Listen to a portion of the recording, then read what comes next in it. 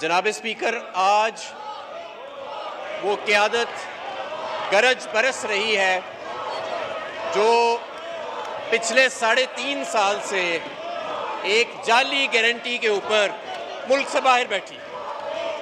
ये कायदे हिस्ब इख्तलाफ ने ही गारंटी दी थी कि एक मुजरिम जो है वो जब मुल्क से बाहर इलाज कराने जाएंगे तो फिर उनको वापस भी लाया जाएगा इस मुल्क में। लेकिन शायद उस मुजरिम के जो प्लेटलेट्स हैं वो पाकिस्तान में सियासी हालात के मुताबिक ही ऊपर जाते हैं और नीचे आते हैं। जनाब स्पीकर, इस वक्त हमारे मुल्क में एक रिजीम चेंज की साजिश चल रही है, बैरूनी रिजीम चेंज की, और ये दुनिया में पहली मर्तबा नहीं हुआ कि किसी मुल्क के अंदर रिजीम चेंज की साजिश की जाए। बल्कि मैं आपको कुछ डेटा देना चाहता हूं। पिछले 124 साल में सिर्फ एक बैरूनी कुव्वत की तरफ से 81 मरतबा रिजीम चेंज की कोशिश की गई और सिर्फ 1948 से लेके अब तक 61 मरतबा रिजीम चेंज की कोशिश की गई। Middle East, Europe, Africa, Latin America, इन तमाम ममालिक के अंदर रिजीम चेंजेस की गई।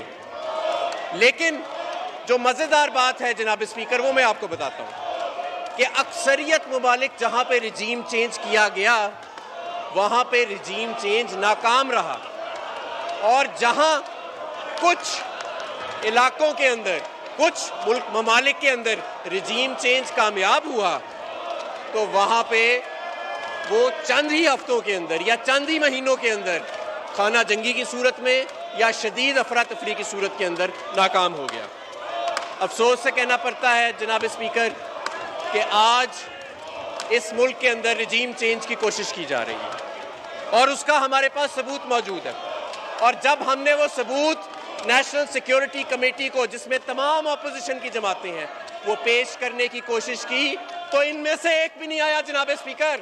ये जो कहते हैं कि ये झूठ बोल रहे थे, इनमें से एक भी नहीं आया उस मरासले को देखने के लिए जिससे ये शक शुबात क्या यकीन जन्म ले रहा है कि ये उस साजिश के अंदर ना सिर्फ फ़ायदामंद है बल्कि उस साजिश के अंदर मुलव्वस भी है। जनाब स्पीकर, मैं आपको ये बताना चाहता हूँ कि जमहूरी रवायात क्या हैं, आइन क्या कहता है।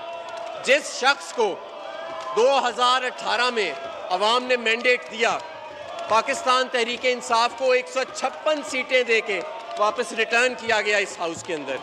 आज वही जमात जब कहती है कि हम आम इंतखाबात में जाना चाहते हैं तो ये सारे पाकिस्तान के सियासी अशरफिया, तमाम लोग मिलके, तमाम सियासी कुव्वतें मिलके उस एक शख्स और उस एक जमात पाकिस्तान तहरीक इंसाफ का मुकाबला करने से भाग रही है और ये कह रहे हैं कि हम आम इंतखाबात में नहीं जा सकते।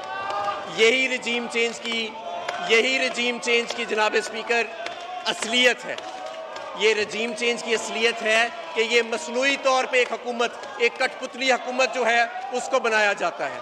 उसकी ना नीचे कोई अवाम में हमायत होती है और ना ही कोई उसकी हकीकत होती है। और यही वजह है कि दुनिया में जहाँ भी ये रिजीम चेंज का बैरूनी तौर पे तजर्बा किया गया वो तजर्बा नाकाम हुआ। और आज आप देखेंगे कि ये जिस हुकूमत की बात कर रहे हैं, कौन सी हुकूमत ये बनाना चाहते हैं, और देखें कौन आपस में मिला हुआ है। मुफ्ती महमूद का बेटा आज जुल्फ़िकार अली भुट्टो की वकालत कर रहा है, जिन्होंने एक दूसरे के पेट फाड़ के उसके अंदर से पैसे निकालने थे जो बैरून मुल्क में पड़े हैं, वो एक दूसरे को लजीज खाने खिला रहे हैं। जनाब स्पीकर, ना सिर्फ ये बल्कि मैं इस बात में भी बड़ा हैरान हूँ कि जुल्फ़िकार अली भुट्टो साहब एक सबूत लहराते, बैरूनी साजिश का इल्ज़ाम लगाते फांसी पे चढ़ गए। आज उन्हीं का नवासा उस बैरूनी साजिश का हिस्सादार बन गया है।